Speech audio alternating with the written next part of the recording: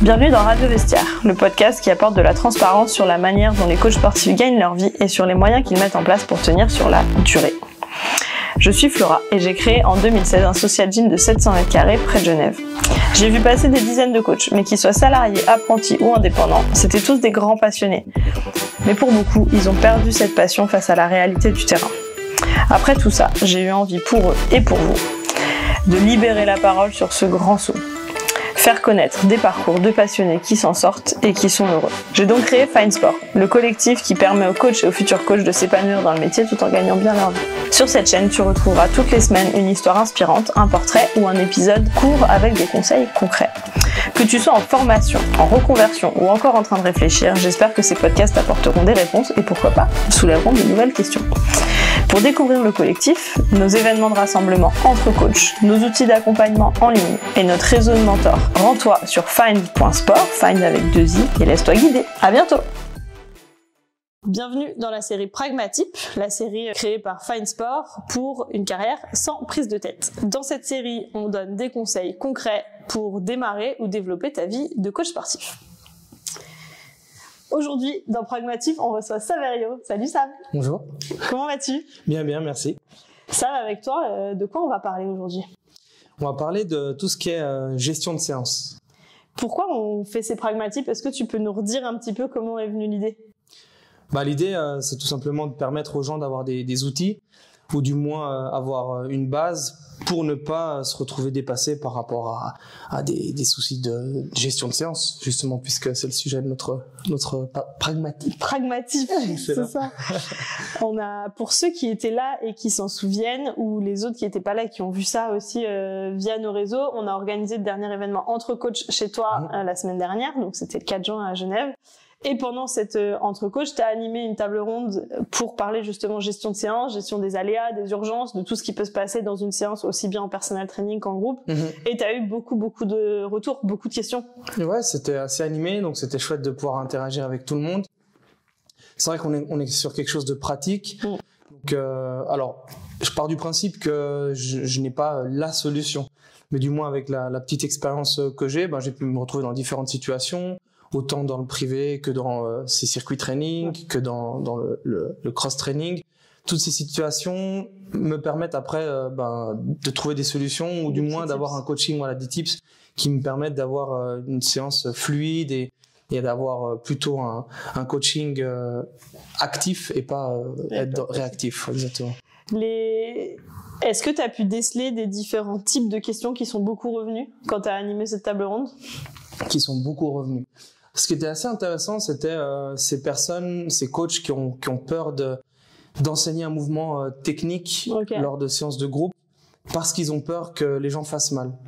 Et là, le problème, c'est que si on empêche les gens d'aller vers cet enseignement autour d'un mouvement technique, en fait, on les prive, je pense, d'une grande partie importante de la musculation ou des mouvements comme on pourrait le retrouver dans le crossfit avec l'haltérophilie. Tu veux dire qu'ils restaient dans des mouvements plutôt simples pour éviter d'avoir des problèmes pendant leur séance? Ouais, c'est ça. C'est-à-dire qu'on reste dans un confort. Moi, je pars du principe que enseigner quelque chose, c'est aussi apporter quelque chose de nouveau. Et avoir un enseignement autour du jumping jack, du burpee. Alors, on peut trouver beaucoup de choses à faire autour de ces mouvements simples, mais il faut réussir à structurer ces séances pour gentiment amener ces éléments techniques et avoir un fil conducteur qui pousse les gens à progresser et à se dépasser.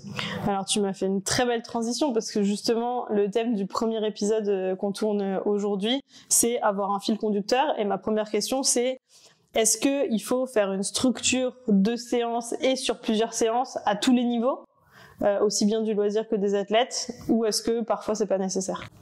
Non, ça c'est une très bonne question. Pour moi, il faut quand même arriver avec une certaine structure. C'est pas parce qu'on a des personnes lambda, sans péjorer le statut des personnes, mais on n'a pas des athlètes olympiques, mais quoi qu'il en soit, on peut amener un certain fil conducteur qui nous donne cette possibilité d'amener gentiment cet aspect technique autour d'un mouvement et avoir une progression autour de ce mouvement.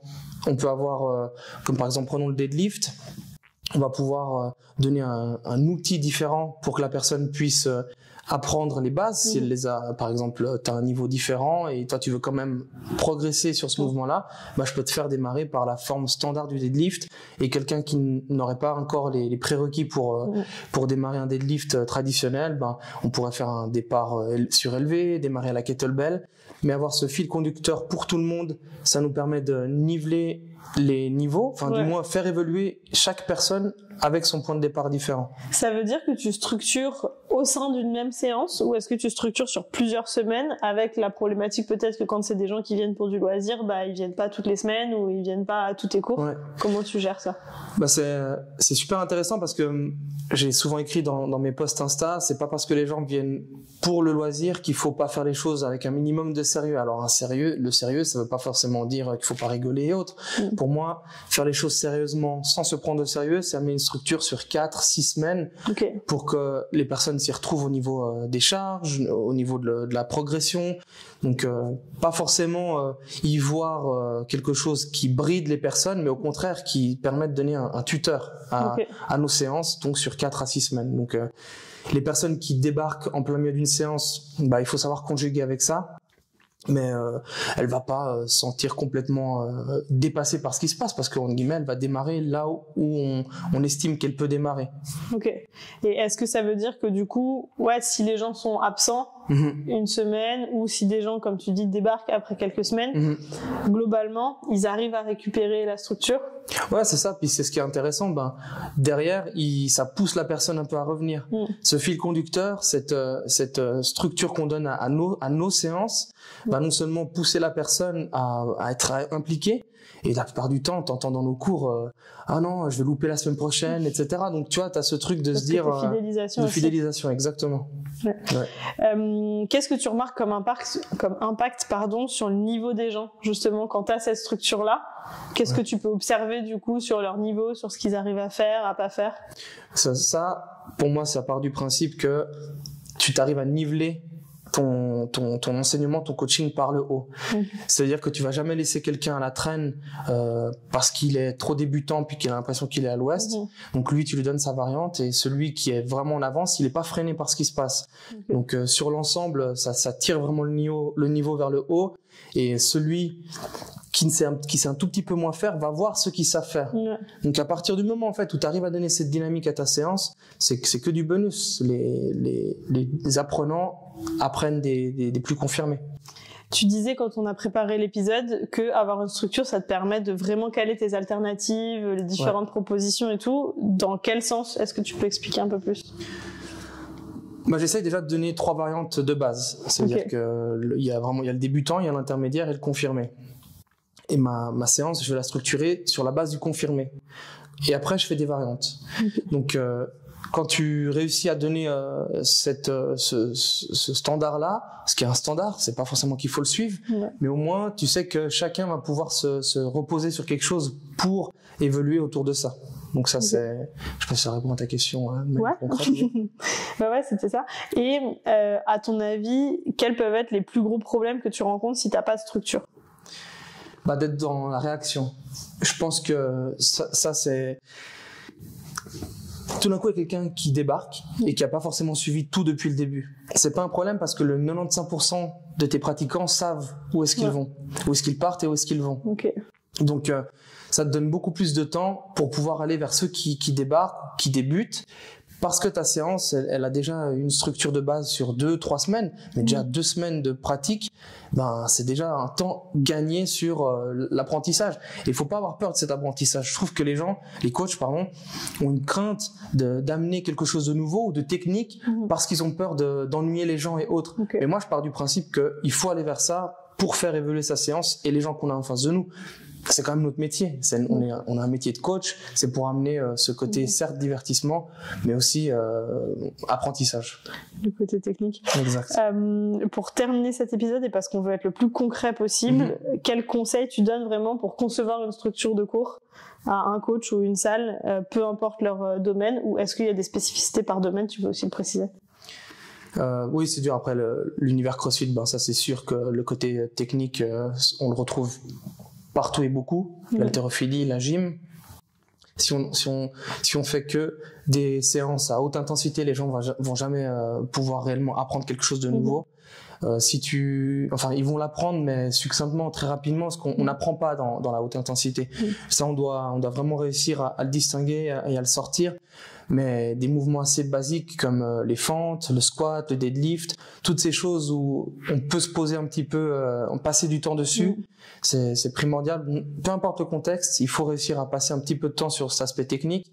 Et derrière, ça nous permet de construire vraiment beaucoup de variantes. Et après, y rajouter de l'intensité si les gens commencent à de mieux en mieux gérer l'aspect technique et l'aspect, la gestion du mouvement et de leur corps. Est-ce que du coup tu ferais des séances dédiées techniques et des séances plutôt haute intensité, ou tu arrives à mixer un peu tout ça au sein des mêmes séances? C'est super intéressant. Je donne un pourcentage, on va couper la séance en 2, voire même en 3. J'essaie de tourner autour des 10-15 minutes de warm-up.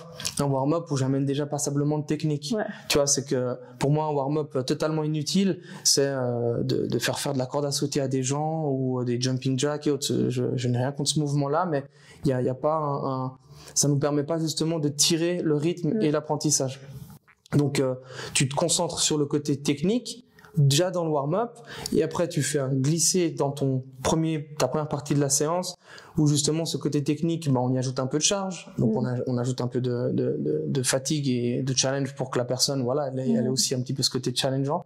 Et derrière la partie un petit peu plus intensité, puisque sur des petits groupes où les personnes viendront 1 à 2 fois, c'est clair qu'il faut réussir à tout combiner, mais sans pour autant survoler les choses. Donc je donne souvent ce truc de trouver un mouvement ou un élément, amenez-le intelligemment, et ensuite construisez un petit peu d'intensité autour de ça. On revient sur les fentes, on peut y introduire, par exemple, on peut l'introduire avec du Bulgarian ou Bulgarian Split Squat sur la première partie de séance, combiné avec exercice de gainage, et puis derrière mettre des fentes en déplacement ou fentes en appui arrière et mettre un peu de rythme. Voilà.